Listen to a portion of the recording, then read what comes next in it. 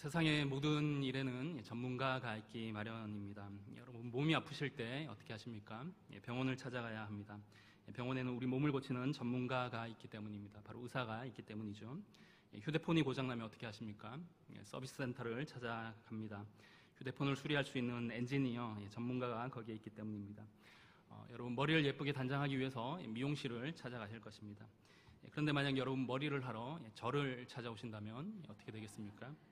물론 제가 최선을 다해 여러분 머리를 만져드릴 수는 있지만 그렇더라도 저를 찾아오신 것을 분명 후회하실 수밖에 없을 것입니다. 왜냐하면 전 전문가가 아니기 때문입니다. 헤어 디자이너가 아니기 때문이죠. 우리는 전문가를 만날 때 가장 효과적이고 또 가장 정확하게 그 일들을 감당할 수 있게 됩니다. 일마다 전문가가 있듯이 우리 삶의 변화와 회복에 관해서도 전문가가 있습니다. 우리의 인격과 영성의 성장과 관련해서도 전문가가 있습니다. 전문가의 도움으로 우리는 변화될 수 있고 또 성장해 갈 수 있습니다. 우리의 회복과 변화에 관한 전문가는 누구이겠습니까? 바로 예수 그리스도이십니다. 우리 인생을 조율해 가시는 최고의 전문가 바로 예수님이시죠. 예수님을 만날 때, 예수님을 알아갈 때 우리 삶을 조율해 가시는 주님의 그 탁월한 인도하심을 우리가 경험하게 됩니다. 그리고 그 과정에서 무엇보다 중요한 것은 다름 아닌 주님에 대한 신뢰입니다. 바로 우리 삶을 인도하시는, 우리 삶을 아름답게 조율해 가시는 그 주님을 우리가 신뢰하는 것이죠. 주님을 신뢰할 때, 우리가 주님을 의지할 때 최고의 전문가이신 주님의 그 탁월한 우리 삶에 대한 이끄심을 우리가 경험하게 됩니다. 무엇보다 중요한 것은 다름 아닌 주님에 대한 신뢰입니다. 오늘 우리가 함께 읽은 말씀에서도 예수님께서 한 인생을 어떻게 변화시켜 가시는지 우리에게 이야기해 주고 있습니다. 연약하고 볼품없는 한 사람의 삶이 예수님께서 그 삶을 조율하시니 어떠한 인생으로 변화되어 가는지 말씀 가운데 바라볼 수가 있는 것이죠. 그 과정에서 예수님은 무엇보다도 그가 온전히 주님을 신뢰하게끔 이끄십니다. 예수님이 한 인생을 조율해 가시는 가장 중요한 방법이 바로 그가 주님을 신뢰하게끔 하시는 것이죠. 주님은 한 사람의 인생이 하나님을 온전히 신뢰하는 삶으로 살아가게끔 하심으로 그러한 하나님에 대한 신뢰를 통해 멋지고 아름다운 인생으로 나아가게 하시는 것입니다. 우리도 마찬가지입니다. 어쩌면 우리의 모습, 실수 많고 또 넘어지기 일수인 그런 연약한 모습일 수 있지만 그러나 오늘도 우리 삶을 인도해 주시는 그 주님을 우리가 신뢰할 때, 주님을 의지할 때 우리는 주님이 우리 삶을 얼마나 아름답게 다듬어 가실지 우리 기대할 수 있습니다. 오늘 우리가 함께 읽은 본문 말씀은 예수님께서 물 위를 걸으시는 그런 장면을 이야기해 주고 있습니다. 예수님께서 물 위를 걸으시는 이 기사는 오늘 함께 읽은 이 마태복음만이 아니라 마가복음과 요한복음 본문에도 기록되어 있는데요. 그런데 이 마태복음 본문에 독특한 점이 있다고 한다면 바로 베드로가 예수님께 요청을 해서 베드로도 물 위를 걷게 되었다는 것입니다. 오늘 이 말씀의 상황은 오병이어 사건 직후입니다. 요한복음을 보면 오병이어 사건이 있은 후 예수님은 자신을 왕으로 삼고자 하는 자들을 어떻게 하십니까? 자신을 왕으로 삼고자 하는 무리를 돌려보내시기 위해서 그들을 제자들과 분리시킵니다. 바로 오늘 본문 22절 말씀이죠. 제자들을 재촉하십니다. 서둘러 배를 타고 건너편으로 먼저 가게 하십니다. 그리고 예수님 기도하러 산에 올라가셨다고 23절에 기록하고 있습니다. 그렇게 날이 저물었고 예수님 산에 홀로 계실 때 배를 타고 건너편으로 가려던 제자들은 어떻게 됩니까?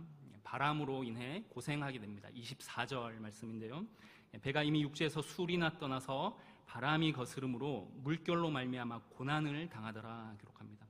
그러고는 25절에 밤 사경에라고 그 시간을 기록합니다. 밤 사경이라는 이 말, 새벽 3시에서 6시의 시간을 가리키죠. 즉 동특이 바로 전이라는 말입니다. 무슨 말이겠습니까? 배를 타고 바다를 건너려던 제자들이 밤새도록 고생을 했다는 것이죠. 해가 저물 때쯤에 배를 탔습니다. 그런데 벌써 동이 틀 시간이 가까워지고 있는 것이죠. 그렇게 밤새도록 고생을 하고 있는데 바로 그때 예수님께서 제자들에게 나타나십니다. 그런데 어떻게 나타나십니까? 바로 물 위를 걸어서 나타나십니다. 제자들이 깜짝 놀랍니다. 두려워하죠. 처음에는 예수님을 제대로 알아보지 못합니다. 유령인가 싶어서 소리를 지릅니다. 그런 상황에서 예수님께서 그들에게 말씀하십니다. 27절 말씀입니다. 예수께서 즉시 이르시되 안심하라, 나니 두려워하지 말라. 자, 예수님께서 물 위를 걸어서 제자들에게 나타나셨다는 것, 그것은 예수님께서 그저 평범한 한 인간의 모습으로 그들에게 나타나신 것이 아니라는 말씀입니다. 다름 아닌 하나님의 영광으로 나타나신 것을 의미합니다. 자, 이 장면은 마치 출애굽기 3장에 모세가 호렙산에서 떨기나무 불꽃 가운데 하나님의 영광을 보게 된 그 장면과 흡사합니다.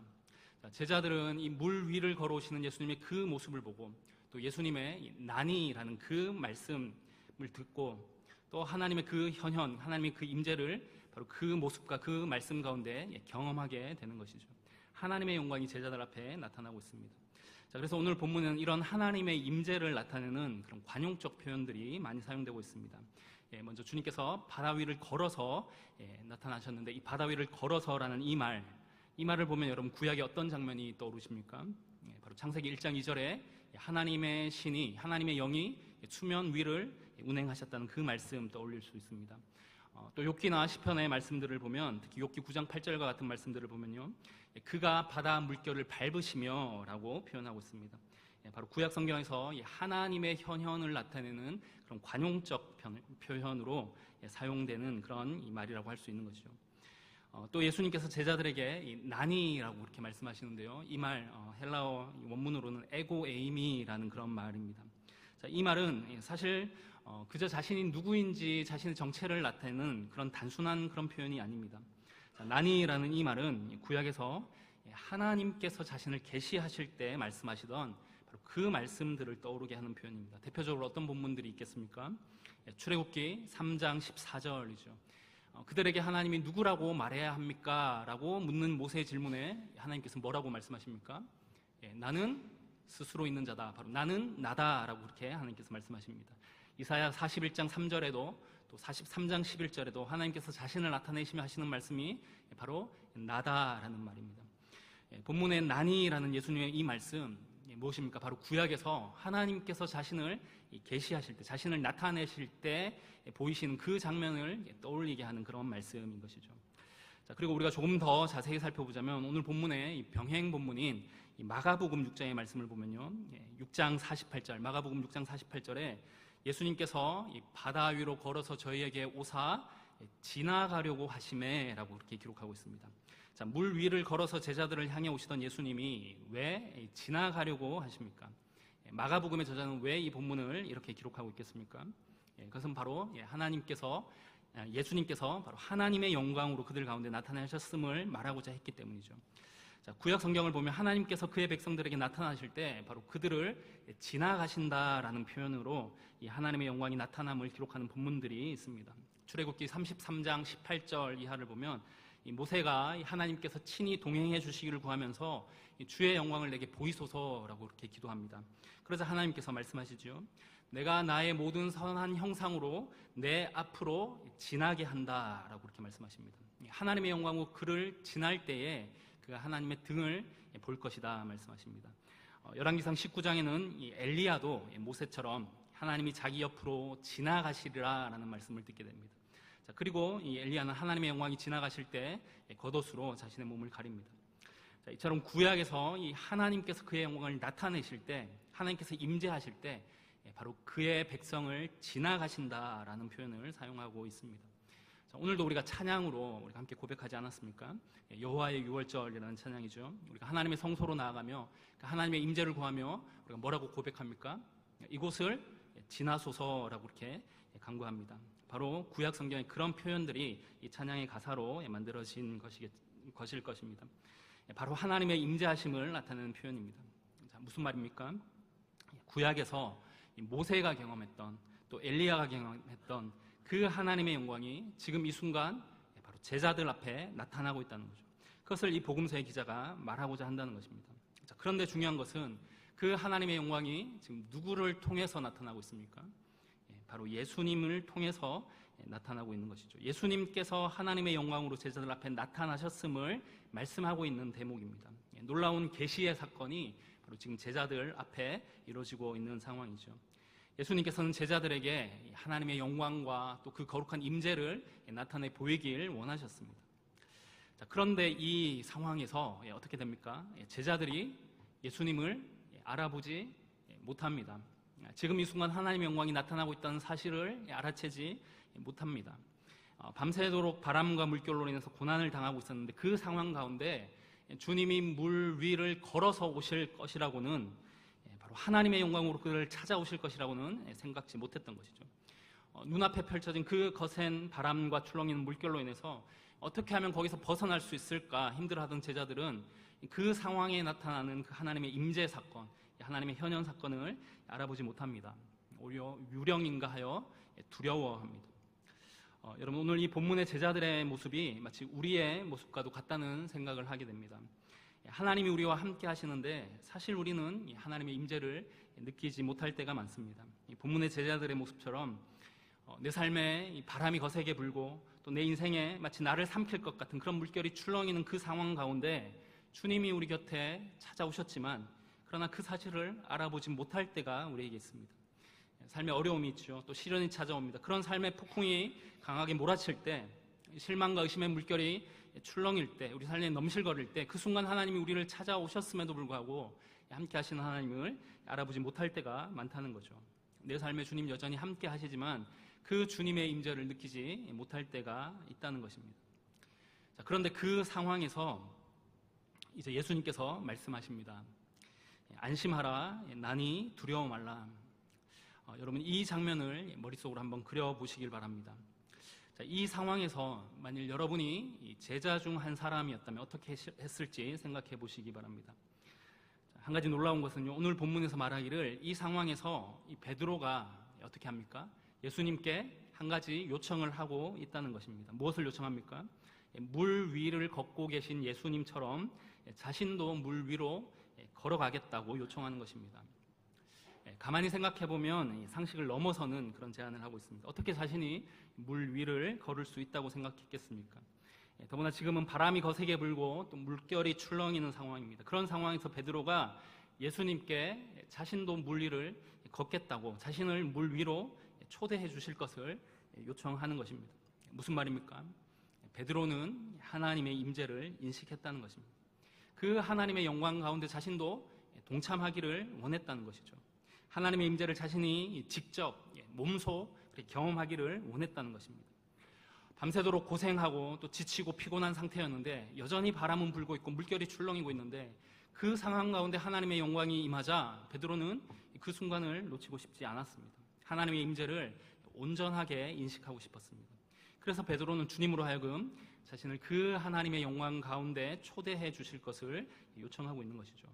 베드로는 가장 불가능해 보이는 그곳에서 하나님의 임재를 인식했습니다. 바람이 몰아치고 또 물결이 출렁이는 그 상황에서 오히려 주님을 알아보았고, 그로 인해 베드로는 이 상황이야말로 오히려 큰 기회라 생각하게 된 것입니다. 영적인 모험의 기회, 또 성장할 수 있는 기회라 여기게 된 것이죠. 바로 예수님의 의도를 알아차렸던 것입니다. 자, 우리 삶에 고난과 어려움이 있더라도 사실은 그 자리에 주님이 우리와 함께 하심을 신뢰한다면 그 고난의 자리가 다름 아닌 하나님의 은혜의 자리라는 것을 우리가 알게 됩니다. 자, 우리 삶에 찾아온 그 아픔의 자리에서도 하나님의 임재하심을 느끼게 된다면 오히려 그 아픔의 자리가, 그 환난의 자리가 사실 우리가 성장할 수 있는 은혜의 자리가 될 수 있다는 것을 우리는 깨닫게 됩니다. 주님에 대한 우리의 신뢰가 더욱더 깊어지고 또 우리의 신앙의 성숙을 이뤄가는 연단과 또 축복의 자리라는 것을 알 수가 있는 것이죠. 자, 그래서 베드로는 예수님께 요청합니다. 28절 말씀입니다. 주님, 만일 주님이시거든 나를 명하사 물 위로 오라 하소서. 자, 그러자 예수님께서 어떻게 하십니까? 베드로의 요청에 예수님은 그것을 허락하십니다. 오라 말씀하시죠. 바로 그 놀라운 하나님의 영광의 자리에 참여하도록 베드로를 초대하십니다. 주님의 긍휼 가운데 그 영광의 경험에 동참하게 하십니다. 그래서 베드로가 배 밖으로 그 발을 내딛고 있습니다. 믿음으로 또 주님에 대한 신뢰로 그 발걸음을 배 밖으로 내딛고 있습니다. 자, 그런데 여러분, 이 상황에서 우리가 다시 한번 베드로의 입장이 되어보면 좋겠습니다. 자, 여러분, 이 상황에서 이 베드로가 배 밖으로 그 발걸음을 내디디려고 하는 이 상황에서 이 배라는 것은 무엇을 의미하겠습니까? 이 한밤중에 바람이 불고 또 물결이 출렁이는 이 상황에서 그 바다 한가운데서 이 배는 사실 나를 보호해 주고 있는 유일한 수단입니다. 파도가 넘실거리는 바다에서 내 생명을 지켜주는 마지막 보호 수단입니다. 그런데 이 배 밖으로 발을 내딛는다는 건 무슨 말입니까? 나를 보호해 주고 있던, 내 안전장치로 삼고 있던 이 마지막 그 수단을, 마지막 그 자리를 벗어난다는 거죠. 사실 불가능한 일입니다. 내가 붙잡아야 할 마지막 수단, 나를 보호해 줄 수 있는 최후의 안전장치가 바로 이 배인데, 어떻게 이 배에서 내려와 그 출렁이는 바다 물결에 발을 디딜 수 있겠습니까? 밤이 새도록 고생했지만 극복하지 못했던 그 바다에 몰아치는 그 바람과 또 출렁이는 그 물결 속으로 어떻게 내려갈 수 있겠습니까? 바람이 거세게 부는 새벽, 앞이 잘 보이지도 않는 상황에서 한 번도 걸어보지 못했던 바다, 아니 단 한 번이라도 걸을 수 있을 거라는 상상조차 못했던 그 바다입니다. 그 바다 한가운데에서 어떻게 이 배 밖으로 나올 수 있겠습니까? 다만 주님에 대한 신뢰가 있었기 때문이죠. 베드로는 주님에 대한 신뢰를 가지고 믿음으로 발걸음을 내딛고 있습니다. 하나님의 영광의 자리에 자신도 동참하기를 간절히 사모했고, 그리고 주님을 신뢰했기 때문이죠. 자, 이 상황에서 나를 지켜주는 것, 나를 보호해주는 것, 마지막 순간까지 내가 의지해야 할 것, 그것은 이 배가 아니라 주님입니다라는 것이죠. 바람과 파도 가운데 나를 지켜주는 것은 이 배가 아니라 주님의 말씀입니다라는 것입니다. 오히려 이 배에서 내려올 만큼 내가 주님을 의지하겠습니다, 내가 주님을 신뢰합니다라는 다짐이고 또 고백입니다. 자, 오늘 우리가 의지하는 우리의 배는 무엇입니까? 우리도 폭풍이 몰아치고 또 물결이 출렁이는 삶의 상황에서 우리의 마지막 안전장치로 여기고 있는 것들이 있을 것입니다. 내가 내려놓지 못하는, 끝까지 붙들고 있어야 한다고 생각하는 그 무엇인가가 우리에게 있다는 거죠. 마지막 순간까지 의지하고 의존하는 것, 안정감으로 삼으려고 하는 것, 그것이 무엇입니까? 우리 안전의 근원이라고 생각하는 것, 그것이 무엇인지 한번 생각해 보시기 바랍니다. 세상에 많은 사람들이 의지하는 것은 돈입니다. 재물이지요. 또 권력입니다. 자신이 가진 힘이지요. 그리고 자신의 든든한 배경, 인맥과 백그라운드를 자신의 삶의 안전장치로 삼기로 합니다. 내 삶에 폭풍이 몰아치고 또 거센 파도가 들이쳐도 내가 이것을 붙들고 있으면 안전할 것이라고 생각합니다. 인생의 어려움이 닥칠 때, 위기가 찾아올 때 우리가 붙들려고 하는 것, 끝까지 놓아서는 안 된다고 생각하는 것, 그것이 바로 그런 것들일 수 있습니다. 그런데 그 상황에서 주님은 그런 것이 아니라 우리가 주님을 의지하기를 원하십니다. 주님을 신뢰하기를 원하십니다. 베드로는 바로 그런 주님의 의도를 알아차렸던 것입니다. 그리고 그렇게 주님을 신뢰할 때 하나님의 영광을 경험하게 될 것을 알았던 것이죠. 여러분, 혹시 내가 의존하고 있는 그 무엇 때문에, 혹시 그것을 포기하지 못해서 하나님의 영광의 자리로 나아가지 못하고 있지는 않습니까? 그것을 내려놓지 못해서 주님, 우리가 더 성장하기를 원하고 계시는데 그 성장의 발걸음으로, 그 성장의 자리로 발걸음을 내딛지 못하고 있지는 않습니까? 하나님의 말씀이 내게 주어졌지만 여전히 내가 내 삶에 의미를 두고 있는 그 어떤 소중한 그 무엇으로 인해 하나님의 그 말씀을 따르지 못하고 있지는 않습니까? 우리가 의지해야 할 것이 무엇입니까? 우리가 신뢰할 분이 누구입니까? 주님께서 우리에게 원하시는 삶이 어떤 삶입니까? 바로 주님을 의지하는 삶입니다. 주님을 신뢰하는 삶입니다. 다른 그 무엇에 내 신뢰를 두는 것이 아니라, 다른 그 어떤 것에서 내 삶의 안정감을 찾으려고 하는 것이 아니라 바로 주님을 바라고 주님을 신뢰하는 삶을 우리에게 원하십니다. 그럴 때 우리는 놀라운 하나님의 영광을 경험하게 됩니다. 그럴 때 우리는 그 폭풍 가운데서도 우리와 함께 하시는 하나님의 영광을 바라볼 수 있게 됩니다. 그리고 그 가운데 우리의 믿음과 또 우리의 신앙이 더 큰 성숙으로 나아가게 되는 것이죠. 바로 그렇게 베드로는 배 밖으로 그 발걸음을 내딛습니다. 바로 오늘 말씀에서 이 베드로는 신앙으로 인해 위험을 감수하는 사람으로 대표될 수 있습니다. 자, 우리 그리스도인은 사실 불확실성 가운데서 살아가는 법을 배우는 사람들입니다. 자, 우리가 가진 이 신앙의 지식은 사실 과학의 지식처럼 당장 눈앞에 보이는 것이 아니기 때문입니다. 그렇지만 이 신앙은 우리가 보고 만질 수 있는 대상들보다 더 궁극적인 것을 말해줍니다. 더 중요한 실제에 대해 경험할 수 있게 해줍니다. 자, 우리가 신앙을 가진다는 것은 어쩌면 사실 우리가 위험을 감수한다는 말일 수 있지만, 그러나 그것은 우리에게 더 소중한 경험, 더 귀한 경험을 가져다 줍니다. 바로 우리가 하나님을 경험하게 해주는 것이죠. 그리고 우리는 이 신앙을 통해 더 성장하게 됩니다. 바로 이 신앙, 하나님에 대한 신뢰를 통해서 우리가 더 성숙해집니다. 바로 믿음을 통해서 더욱 온전한 삶으로 나아가는 것이죠. 이것이 바로 하나님께서 우리를 대하시는 방법입니다. 하나님께서 우리를 인도하시는 방식이죠. 우리가 하나님을 믿게 될 때, 하나님을 신뢰하게 될 때, 비록 우리는 불확실성 가운데 살아가게 되지만 그럼에도 흔들리지 않는 법을 배우게 됩니다. 하나님의 때에 대한, 또 하나님의 그 방식에 대한 그 신뢰와 기다림 속에서 우리가 더 다듬어진 그 인격을 형성하고 더 깊은 영성의 자리로 나아가게 됩니다. 하나님에 대한 신뢰가 바로 우리를 더 깊은 성숙의 자리로 이끌어주는 것이죠. 바로 베드로에게 그런 믿음이 있었습니다. 베드로는 그 믿음 가지고 이 발걸음을 바다 물결 가운데 내디딜 수 있었던 것입니다. 사실 우리는 이 베드로에 대해서, 베드로라는 인물에 대해서 오해할 때가 많습니다. 우리가 흔히 베드로를 어떤 사람으로 생각하고 있습니까? 생각보다는 행동이 앞서고, 또 어쩌면 다소 무식하고, 또 어쩌면 충동적인 그런 인물로 생각합니다. 베드로를 다혈질로 그렇게 생각하기도 합니다. 자, 그러나 사실 이 성경을 우리가 자세히 살펴보면 베드로가 사실 그렇지 않다는 것을 알 수가 있습니다.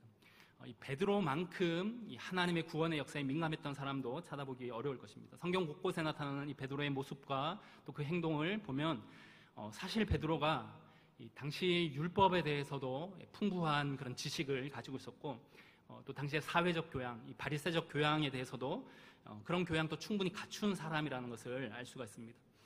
베드로는 무식한 그런 다혈질의 시골 어부가 아니라 사실 성경을 깊이 알고 또 심사숙고하고 또 하나님의 그 구원의 역사에 민감했던 사람이라는 것을 우리가 사실 알 수가 있습니다. 하나님 나라에 대한 그 열망으로 가득했던 그런 사람이라는 것을 알 수가 있는 것이죠. 베드로는 비록 이 갈릴리에서 살았지만, 다시 말해서 변방에 속한 사람이지만, 그러나 하나님 나라의 도래에 대한 열망을 가슴 깊이 간직하고 살아가던 사람입니다. 그런 하나님의 구원의 역사, 그 하나님의 나라를 열망하던, 갈망하던 그 베드로가 바로 오늘 예수님께서 마련하신 그 절호의 기회를 놓치지 않았던 거죠. 그래서 어떻게 됩니까? 오늘 본문 14장 29절 말씀입니다. 자, 오라 하시니 베드로가 배에서 내려 물 위로 걸어서 예수께로 가되. 자, 믿음으로 발걸음을 내디뎠던 베드로가 결국 어떻게 됩니까? 물 위를 걷게 됩니다. 환희의 순간이죠. 기쁨의 순간입니다.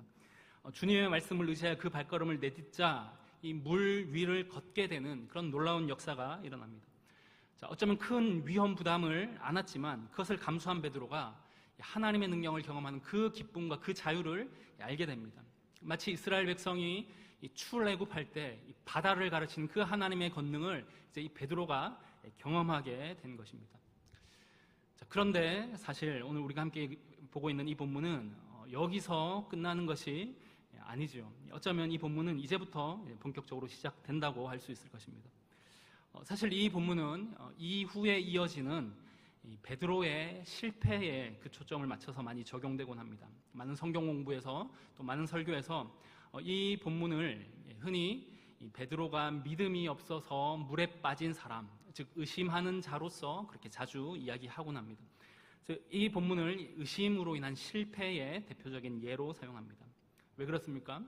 왜냐하면 바다로 발걸음을 내디뎠던 베드로가 금세 바다에 빠졌기 때문입니다. 자, 믿음으로 발걸음을 내디뎠던 베드로는 사실 곧 실패합니다. 30절 말씀입니다. 바람을 보고 무서워 빠져가는지라. 베드로가 무엇을 보았다고 이야기합니까? 바람을 보았다고 말합니다. 갑자기 눈앞에 펼쳐진 그 현실을 보게 된 것입니다. 사실 상황이 달라진 것은 아닙니다.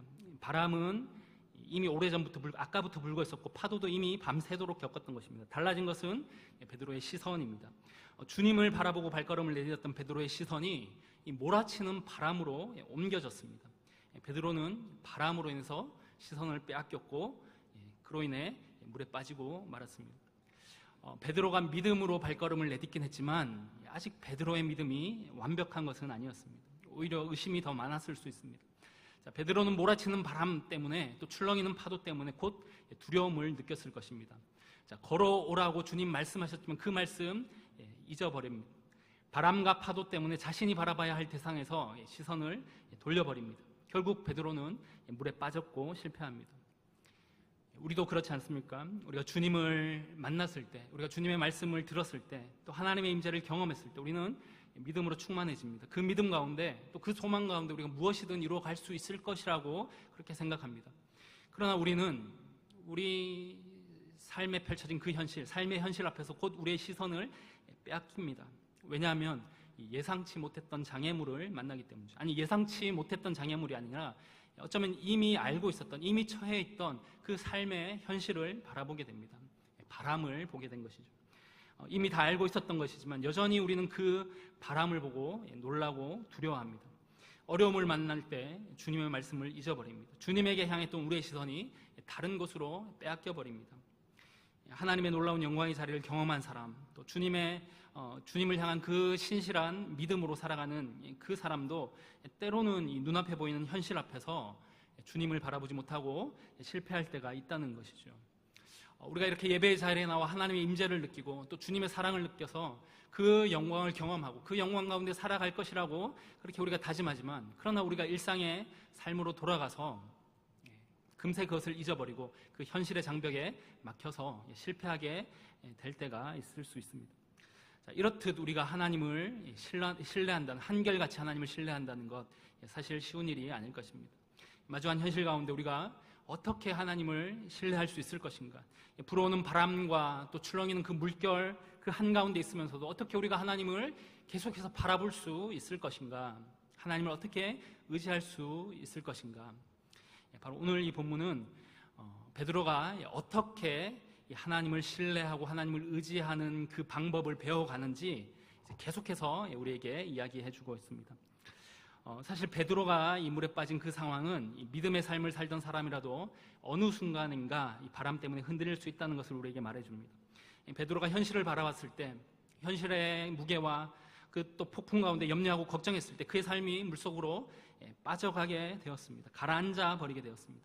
그래서 이 이야기의 끝에서 베드로는 적은 믿음, 그리고 또 의심의 좋은 본보기가 되어버립니다. 믿음이 적어서 의심해서 실수한 사람, 실패한 사람으로 이 본문이 그렇게 자주 이해되고 있는 것이죠. 자, 그런데 여러분, 이 실패라는 말이 무엇입니까? 실패라는 말은 사실 그 어떤 사건 그 자체가 아니라 그 사건에 대한 우리의 판단입니다. 실패는 그 일 자체가 아니라 그 일의 결과에 대해서 생각하는 우리의 생각하는 방식이죠. 어떤 일이 그 자체가 실패인 것이 아니라 그 일이 실패했다고 여겨진다는 그런 말씀입니다. 자, 베드로의 사건도 마찬가지입니다. 사실은 이 베드로의 사건 그 자체가 실패가 아니라 사람들이 베드로가 실패했다고 그렇게 판단하고 있는 것이죠. 그러나 사실 베드로는 새롭게 판단될 수 있습니다. 베드로가 물에 빠져가는 이 사건이 사실 실패가 아니라 오히려 베드로에게 더 귀중한 경험이 되었다고 판단할 수 있습니다. 많은 사람이 실패라고 판단할지 모르지만, 그러나 사실은 베드로가 이 상황에서 실패한 것이 아니라고 말씀드릴 수 있습니다. 왜 실패가 아닙니까? 베드로는 의심했고 주님에게서 시선을 돌려서 바람을 보았고 그 결과 물속으로 가라앉았는데 왜 이 사건이 실패가 아니겠습니까? 왜냐하면 베드로는 이 사건을 통해서, 이 경험을 통해서 오히려 더 중요한, 더 소중한 것들을 얻었기 때문입니다. 존 오토버그라고 하는 이 목사님이 쓴 책 중에 단순하게 믿어라라는 제목의 책이 있습니다. 이 책에서는 오늘 본문에 대해서 말하기를 단순한 베드로의 실패가 아닌 그 이상의 이야기가 있다고 그렇게 이야기를 합니다. 이분이 말하기를, 오늘 본문에서는 11명의 더 큰 실패자가 배 안에 머물러 있다고 이야기합니다. 그들은 조용하게 실패했고 남몰래 실패했습니다.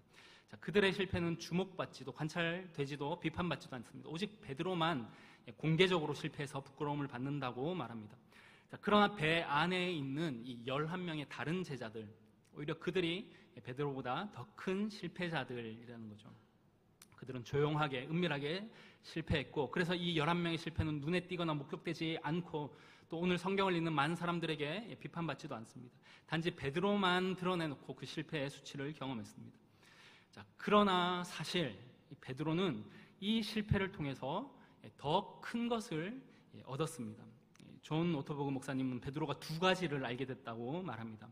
자, 먼저는 이 배에 있던 그 12명의 제자들 가운데 오직 베드로만 물 위를 걷는 영광을 경험합니다.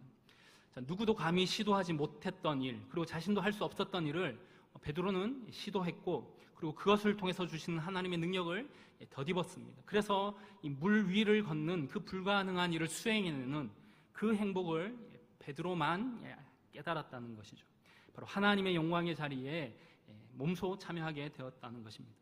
자, 그리고 두 번째로 오직 베드로만이 이 필사적으로 도움이 필요한 그 순간에 예수님으로부터 건짐을 받는 영광을 경험합니다. 자, 가장 필요한 그 순간에 이 주님의 손에 붙들리는 그 영광은 오직 베드로만이 알게 되었습니다. 자신이 가라앉더라도, 자신이 물에 빠져가더라도 주님이 능히 건져주신다는 사실을 깨닫게 되었습니다. 단순히 아는 것 이상으로 그것을 직접 온몸으로 그렇게 경험하게 되었습니다. 다시 말해서 베드로는 이 물에 빠지는 경험을 통해서 다른 11명의 제자들이 갖지 못한 것을 갖게 되었습니다. 바다 물결 속에서 주님과 함께 했던 그 순간, 함께한 관계, 그때의 주님의 그 손길, 그 유대감, 그곳에서 경험한 주님에 대한 신뢰를 베드로는 얻게 된 것입니다. 주님의 내미신 손, 그 잡아주신 손을 통해서 그것을 직접 경험하게 되었습니다. 여러분, 이 경험은 베드로가 평생을 가지고 갈 아주 소중한 경험이 되지 않았겠습니까? 훗날 베드로가 복음을 전하고 또 교회를 세우는 사역들을 감당하다가 힘들고 지칠 때, 또 어려운 순간들이 찾아왔을 때 바로 이 경험을 떠올리지 않았겠습니까? 믿음으로 내딛었던 발걸음, 또 실패했을 때 내미신 주님의 그 손길, 베드로는 기억했을 것입니다. 내가 실패했을 때, 내가 실수했을 때, 그때 여전히 주님 나와 함께 하셨지, 여전히 내 손 잡아주셨지, 그 기억을 떠올리며 베드로는 다시 일어서고 또 다시 한번 힘을 냈을 것입니다. 배에서 내리지 않았던 다른 제자들은 이것을 누리지 못했습니다. 배에서 내리지 않았던 것이 사실 더 큰 실패였던 것이죠. 사실 우리의 모습은 배 안에 머물러 있던 제자들의 모습일 때가 더 많습니다. 우리는 안락함을 추구합니다. 삶의 안정을 원합니다. 언제나 우리가 통제할 수 있고 또 예측할 수 있는, 그래서 편안함을 느낄 수 있는 그런 상황을 원합니다. 그래서 우리는 많은 돈을 벌어야 하고 또 일정한 사회적 지위도 있어야 하고 또 때로는 보험이나 연금과 같은 것들을 통해서 우리의 예측 불가능한 그런 상황들을 대비하려고 합니다. 우리 삶의 안정을 이루는 것이 지금 우리가 하고 있는 많은 일들의 목적일 것입니다. 그래서 우리는 믿음의 발걸음을 내딛기가 사실 쉽지 않습니다. 위험을 감수해야 하는 일이기 때문입니다. 그러나 때로 하나님께서 우리 삶에 지나가실 때, 하나님께서 우리를 부르실 때, 하나님께서 우리에게 말씀하실 때 사실 우리의 많은 것들이 뒤흔들릴 수 있습니다. 사실 오늘 본문에서 이 제자들이 그렇게 밤새도록 고생을 한 이유가 무엇입니까? 바로 예수님께서 제자들에게 배를 타고 건너가라고 재촉하셨기 때문입니다. 어쩌면 제자들의 마음은 불편했을 수 있습니다. 왜 날이 저물 무렵에 배를 타고 건너가라고 하시는지 이해하지 못했을 것입니다. 더군다나 오병이어 사건 이후에 많은 사람들이 자신들을 따르고 또 예수님을 왕으로 삼고자 하는데 왜 그들을 돌려보내시는지 사실 제자들은 배를 타고 싶지 않은 마음이 더 컸을 것입니다. 그저 그 자리에서의 그 안정적인 상황을 계속 누리고 싶었을 것입니다. 많은 사람이 모여드는 그 상황에서 그 우쭐한 기분을 계속 누리고 싶었을지도 모릅니다. 그러나 예수님께서 그들을 재촉하셨기에 그들이 밤새도록 고생을 한 것입니다. 베드로가 물에 빠진 이유도 마찬가지입니다.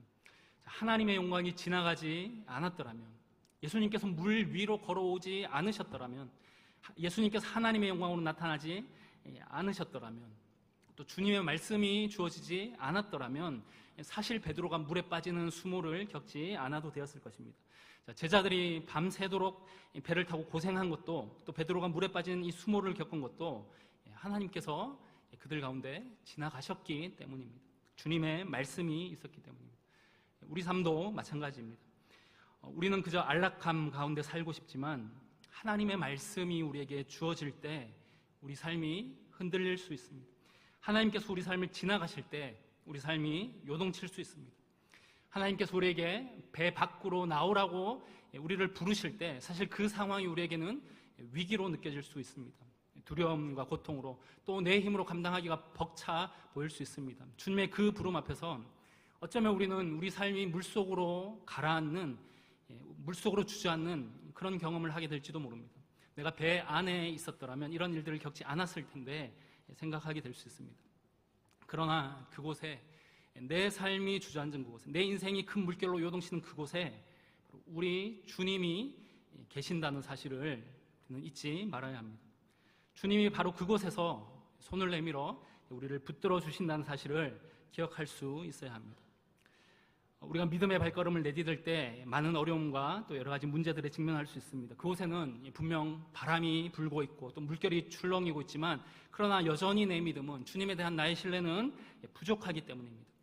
그럼에도 우리가 꼭 기억해야 할 것은 그런 부족하고 연약한 나에게 주님 함께 하셔서 내 실패 가운데, 내 주저앉은 가운데, 내가 가라앉아가는 그 상황 가운데 주님 우리의 손을 붙들어 주신다는 사실입니다. 그곳에서 우리는 혼자가 아니라는 사실을 다시 한번 알게 됩니다. 여전히 주님 내 삶에 함께 하신다는 사실을 경험하게 됩니다.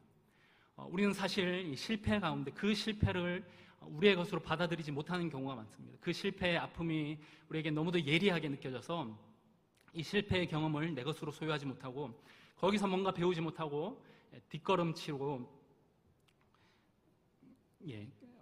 그 실패의 경험을 잊어버리고 싶을 때가 많을 것입니다. 사실 우리는 실패를 통해서 오히려 우리가 치유받고 성장할 수 있는데, 그런 기회로 삼지 못하고 그것을, 그 실패의 경험을 깊이 묻어버리려고, 다시 기억하지 못할 정도로 깊이 묻어버리기만을 원하고 있는 것이죠.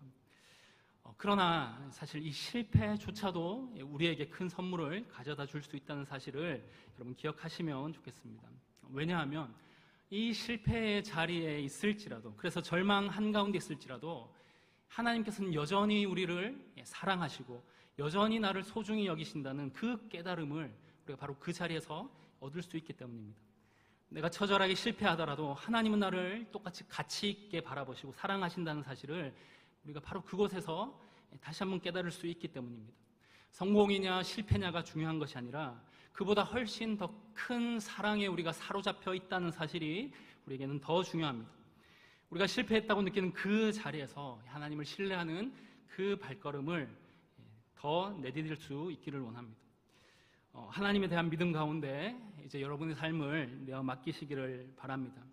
하나님을 신뢰하는 삶에 여러분의 모든 노력과 또 에너지와 시간을 내어 맡기시기를 바랍니다. 우리가 가진 이 신앙은 위대한 것입니다. 결코 초라한 것이 아닙니다. 하나님께 우리의 삶을 내어 맡기는 그 과정에서 때로는 우리가 실수하고 또 실패할 수 있습니다. 방황할 수도 있습니다.